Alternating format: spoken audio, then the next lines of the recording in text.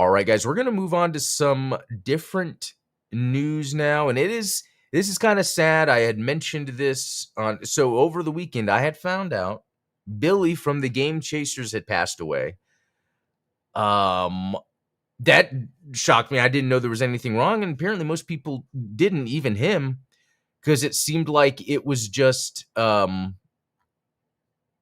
let's see. Did he have anything up here? Yeah, this is kind of sad. I won't show the whole thing, but showing him in the hospital just saying, hey, trying to get through this. Apparently, with some brain cancer that came out of nowhere.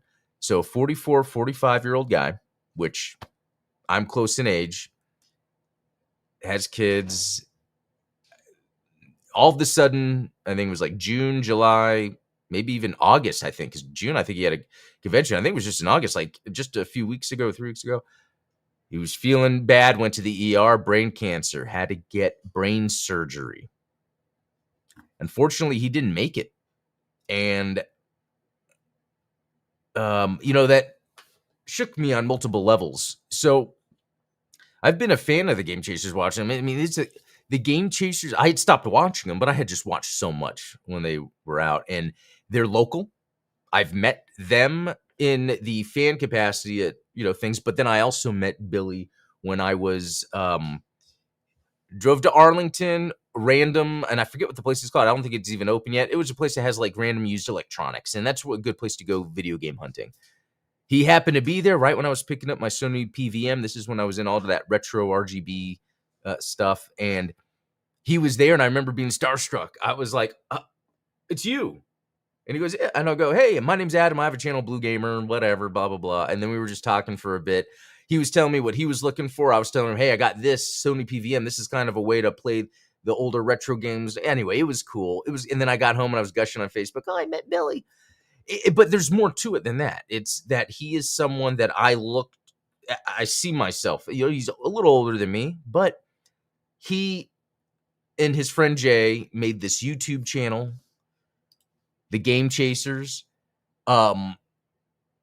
And the quality of their content is something that I have never been able to meet and may never in the direction I'm going with things too. Like, it's sad that he passed. And it's at the same time, I can look at, man, he has left this awesome legacy. All of these episodes of Game Chasers and Toy Chasers that they started up, and he is such a funny person, a nice person. The humor between everyone here is amazing. It just really shocked me when that was like close to home for me. Anyway, I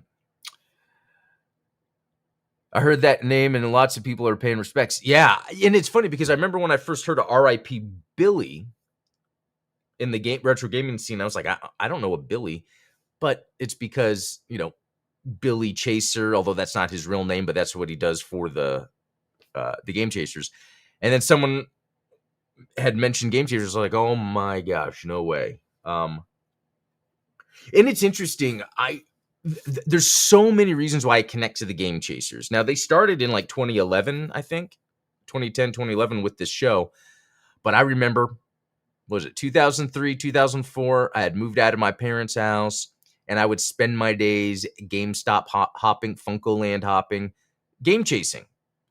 Back then, it was amazing because no one knew the value of these SNES, NES, Sega Genesis games, and I would just, because I still loved that stuff, I remember just going to all these GameStops and buying. Like, I went through my game chasing period from then up until, maybe up until 2014. It was slowing down, and I even feel like I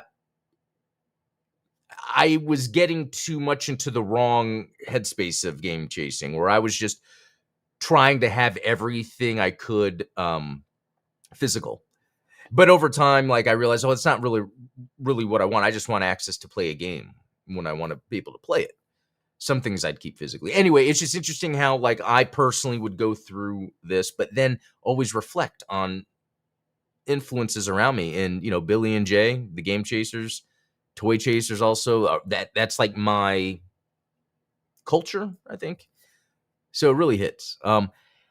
I don't know if there's anything like if we hear. I went ahead and I subscribed to the membership just to kind of have some money going in that direction. I couldn't like imagine again in my position if I was to pass and then my family was to have to continue on. So hopefully that's a way that can support. Maybe they'll come out with some ways to support.